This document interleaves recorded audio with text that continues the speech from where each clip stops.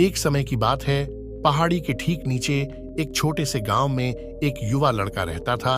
वह लड़का अपने आलस्य और कमजोरी के कारण पूरे गांव में प्रसिद्ध था। सभी गांव वाले उसे आलसी कहते थे, क्योंकि वह सारा दिन एक पेड़ के नीचे पड़ा रहता था, झपकी ले रहा था और अपने भविष्य के बारे में स्पष्ट सपने देख रहा था। उसके दिन बेकार बीत रहे थे। एक दिन एक बौद्ध भिक्षु उसके गांव में आया। वह अगले 3 दिनों के लिए उसी गांव में रहने वाला था। बौद्ध भिक्षु पूरा दिन भीख मांगते और लोगों को उपदेश देते थे और गांव के बाहर मठ में रात्रि विश्राम करें। जब भी बौद्ध भिक्षु भिक्षा के लिए जाते और भिक्षा लेकर लौटते तो वह उस युवा लड़के को उस पेड़ के नीचे पाता। जब भी बौद्ध भिक्षु 2 दिनों तक यह सब देखते और वह समझ जाता कि यह लड़का मानसिक रूप से गुलाम है। आलस्य तीसरे दिन बौद्ध भिक्षु भिक्षा लेकर लौट रहा था तो वह उस लड़के के पास गया जो अभी भी पेड़ के नीचे लेटा हुआ था। भिक्षु ने लड़के से कहा, बेटा, मेरे पास तुम्हारे लिए एक काम है। मैं चाहता हूं कि तुम उस पहाड़ी की चोटी पर जाओ और वहां से मेरे लिए एक पंख ले आओ। लड़के ने लेटे हुए अपना सिर पहाड़ी की ओर घुमाया और उसकी सबसे ऊंची चोटी को देखा। उसके बाद उसकी नजर साधु पर पड़ी और उसने उपहास करते हुए कहा, यह असंभव है। मैं उस पहाड़ी की चोटी पर नहीं पहुंच सकता। मैं बहुत आलसी हूं। बौद्ध भिक्षु ने मुस्कुराते हुए कहा, अरे, लेकिन मैं जिस पंख की तलाश कर रहा हूं वह इस पहाड़ी की चोटी पर भी नहीं मिलेगा। इस पहाड़ी की दूसरी तरफ गुफा, जिसके लिए आपको इस पहाड़ी की चोटी पर चढ़ना होगा और दूसरी तरफ उतरना होगा। लेकिन यह कोई आम पंख नहीं है। ऐसा पंख आपने आज तक नहीं देखा होगा। यह एक बहुत ही दुर्लभ और सुंदर पंख है जो अपनी रोशनी फैलाता है। साधु के इन शब्दों से लड़के के मन में जिज्ञासा पैदा हो गई। उसने आज से पहले ऐसे पंख के बारे में कभी नहीं सुना था और ऐसी रोमांचक यात्रा के बारे में सोचकर वह अंदर ही अंदर रोमांचित हो गया। तभी उसने साधु की चुनौती स्वीकार करने का फैसला किया और वह पहाड़ी की ओर चल पड़ा। लेकिन चढ़ाई बहुत लंबी और कठिन थी।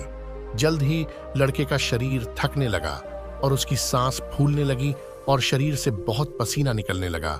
लेकिन वह ऊपर की ओर चढ़ते चढ़ते आगे बढ़ता रहा। वह इतना खुश और उत्साहित महसूस करने लगा जितना उसने पहले कभी महसूस नहीं किया था। कड़ी मेहनत और लंबे प्रयास के बाद आखिरकार जब वह पहाड़ी की चोटी पर पहुंचा तो वह पूरी तरह से थक गया था, लेकिन वह बहुत खुश था। वह अपने आप में संतुष्ट महसूस कर रहा था। उसके चेहरे पर एक योद्धा की मुस्कान थी, जैसे उसने कोई लड़ाई जीत ली हो। उसने पहाड़ी की चोटी से नीचे देखा और उसके सामने एक बहुत ही सुंदर दृश्य था। उसे अपने भीतर एक उपलब्धि की भावना महसूस हुई जो उसने पहले कभी नहीं किया था। लेकिन असली चुनौती सामने थी। लड़के को पहाड़ के दूसरी ओर उतरना था और उस गुफा को ढूंढना था जहां कहा जाता था कि पंख मिलते थे। उतरना और भी कठिन और खतरनाक था, क्योंकि ढलान बहुत तेज थी। लड़का लड़खड़ा गया और चढ़ाई के दौरान कई बार गिरे। तो वह डर उसके अंदर भी था, लेकिन साधु को पंख लाने का वादा करने के लिए वह आगे बढ़ता रहा। काफी खोजबीन और कड़ी मेहनत के बाद आखिरकार जब वह गुफा के पास पहुंचा तो उसने देखा कि पंख वहीं पड़ा हुआ था जो छनकर आ रही रोशनी में चमक रहा था। गुफा के प्रवेश द्वार से उसने पंख उठाया, लेकिन उसकी सुंदरता देखकर दंग रह गया। वह काफी देर तक पंखों को देखता रहा, लेकिन अचानक उसे याद आया कि उसे अभी भी वापस जाना है। उसने खुद को देखा, वह पूरी तरह से थक गया था। वह चिंतित हो गया कि वह पहाड़ पर कैसे चढ़ेगा और साधु को पंख कैसे देगा। एक पल के लिए उसने हार मानने के बारे में सोचा, लेकिन फिर उसे उपलब्धि और गर्व की भावना याद आई जो उसने महसूस किया था जब वह पहाड़ी की चोटी पर पहुंचा था। उसे एहसास हुआ कि उसके पास इस यात्रा को फिर से पूरा करने की ताकत और दृढ़ संकल्प है। उसने उस पहाड़ी पर चढ़ना शुरू कर दिया जो उसके पास थी। उसकी मांसपेशियों में दर्द हो रहा था, पैर कांप रहे थे, फेफड़े फट रहे थे। वह कई बार लड़खड़ाया और गिरा, लेकिन उसने हार नहीं मानी। वह लगातार खुद को आगे बढ़ाने के लिए जोर लगा रहा था। अथक प्रयास और घंटों की कड़ी मेहनत के बाद आखिरकार जब वह बौद्ध भिक्षु के पास पहुंचा और जब उसने वह पंख भिक्षु के हाथ में रख दिया तो उसकी खुशी की कोई सीमा नहीं रही। उसे लगा कि आज उसने अपने आलस्य पर नियंत्रण पा लिया है और उसने कुछ महत्वपूर्ण काम किया। बौद्ध भिक्षु उसके चेहरे पर संतुष्टि और खुशी के भाव देखकर मुस्कुराया और बोला, शाबाश मेरे बेटे, तुमने आज जीवन का एक महत्वपूर्ण सबक सीखा कि आलस्य कोई ऐसी चीज नहीं है जिसे स्वीकार किया जाए या सहन किया जाए। आलस्य एक चुनौती है जिसे दूर किया जाना चाहिए।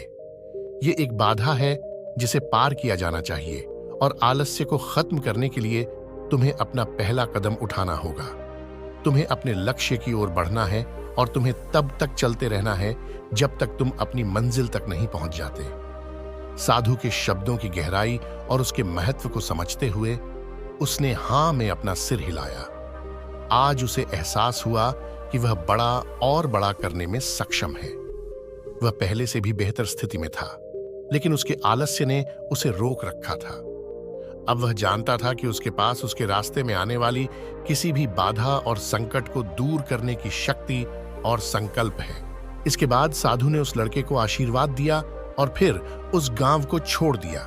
इस कहानी से सीखने वाली बात यह है कि जब हम अपने लक्ष्यों को प्राप्त करने के लिए खुद को आगे बढ़ाते हैं तो हम अपने भीतर एक ऐसी ताकत और दृढ़ संकल्प पाते हैं जिसे हम पहले कभी नहीं जानते थे। हमें खुद को चुनौती देनी चाहिए ताकि हम उस पर काबू पा सकें। आलस्य और बड़े और अधिक महत्वाकांक्षी लक्ष्य निर्धारित करें, चाहे लक्ष्य कितना भी कठिन क्यों ना हो। हमें लगातार अपनी शारीरिक और मानसिक सीमाओं से परे खुद को आगे बढ़ाते रहना चाहिए। असफलता और बाधाओं के बावजूद भी हमें अंदर से मजबूत रहना चाहिए। हमें अपने नियम बनाना चाहिए और उन पर कायम रहना चाहिए। दैनिक आदतों में अनुशासन और दिनचर्या में निरंतरता भी विकसित की जानी चाहिए। हम कुछ अच्छी आदतें बना सकते हैं जो हमें ध्यान केंद्रित करने और सक्रिय रहने में मदद कर सकती हैं। जब आपका मन नहीं हो तो एक और महत्वपूर्ण बात बता दें कि आलस्य पर काबू पाने का मतलब विकास की मानसिकता विकसित करना है।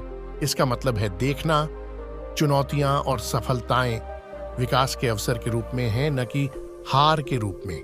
विकास की मानसिकता अपनाकर हम असफलता के अपने विचारों को एक नया रूप दे सकते हैं और हम इसका उपयोग सुधार करने और सीखने के लिए कर सकते हैं। और अंततः अपने आलस्य को दूर करने के लिए आपको अपना आराम छोड़ना होगा और जीवन की चुनौतियों और अवसरों को स्वीकार करना होगा। दोस्तों, वीडियो कैसी लगी कमेंट में जरूर बताना और चैनल को सब्सक्राइब करें। नमो बुद्धाय।